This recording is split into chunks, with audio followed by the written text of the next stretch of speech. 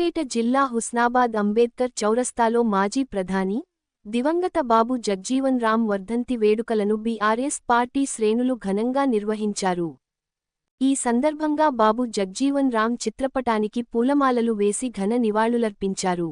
దేశ స్వతంత్ర ఉద్యమంలో గాంధీజీతో కలిసి పాల్గొన్న బాబు జగ్జీవన్ రామ్ తర్వాత అంచెలంచెలుగా ఎదుగుతూ ఉప ప్రధాని అయ్యారని బీఆర్ఎస్ పార్టీ నాయకులు అన్నారు.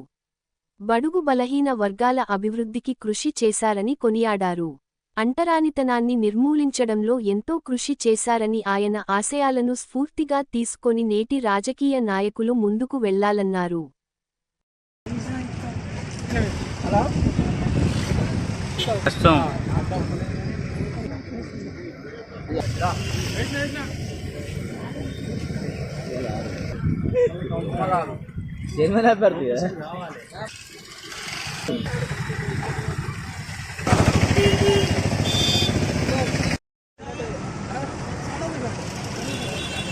జగ్జీవన్ రావు గారి వర్ధంతి కార్యక్రమాన్ని మరి అంబేద్కర్ చౌరస్తాలో మరి టీఆర్ఎస్ పార్టీ ఆధ్వర్యంలో మరి ఘనంగా నిర్వహించడం జరిగింది.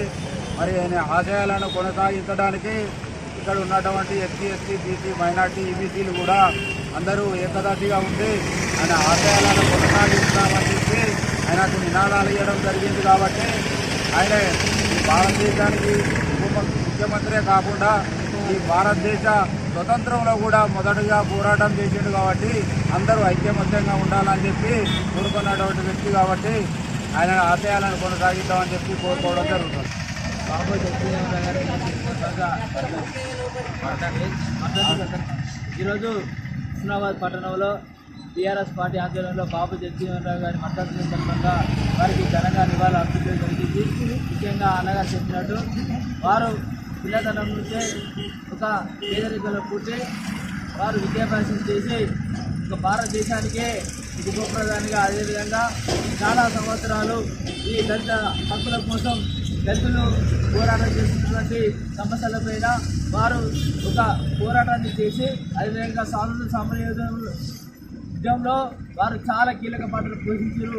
బీహార్ రాష్ట్రంలో జన్మించి వారు అనేక పదవులు అంటే కేంద్ర మంత్రిగా, వ్యవసాయ శాఖ మంత్రిగా, రక్షణ శాఖ మంత్రిగా ఈరోజు రైతులు ఎదుర్కొన్నటువంటి చాలా సమస్యలలో అప్పుడున్నటువంటి ఉప ప్రధానమైనటువంటి మన బాబు జగ్జీవన్ రావు గారి యొక్క సంస్కరణలు ఈరోజు వారికి కళ్ళ కనబడుతున్నాయి. ముఖ్యంగా ఎందుకంటే వారు వ్యవసాయ రంగంలో ఉన్నప్పుడు రైతుల గురించి అదేవిధంగా రక్షణ రంగాలపై వారు దృష్టి పెట్టి భారతదేశంలో ఒక కీలకమైన వ్యక్తిగా వారు వెలుగొందినారు. అదేవిధంగా వారు స్వాతంత్ర సమరయోధంలో పోరాటం చేసి గాంధీజీ పాల్గొన్నటువంటి సత్యాగ్రహంలో కూడా వారు పాల్గొనడం జరిగింది. అదేవిధంగా వారు చూసినటువంటి ఆశయాలను అదేవిధంగా వారు దళితులకు అదేవిధంగా ఇప్పుడు మన అంబేద్కర్ రచించినటువంటి ప్రతి పోరాటంలో వారు ఉన్నారు. కాబట్టి వారి ఆశయాలు కొనసాగించాలని అదేవిధంగా వారు దళితుల కోసం చేసినటువంటి పోరాటాన్ని అదేవిధంగా సమానత్వం కోసం అంటరానితనం చేసినటువంటి ఆ రోజు ఎదుర్కొన్నటువంటి సమస్యలపైన వారు ముందు చూపుతూనే అనేక సమస్యలను వారు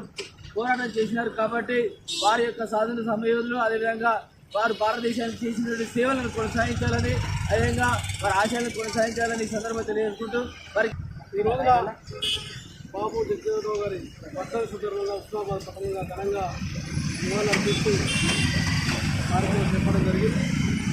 బాబు జగ్జీవన్ రావు గారు పేద ప్రజల కోసం అనేక పోరాటాలు చేసి అనేక ఆలోచనలు చేసి అలా ప్రభు బలంగా కోసం మన అభివృద్ధి కోసం కృషి చేసిన నాయకుడు.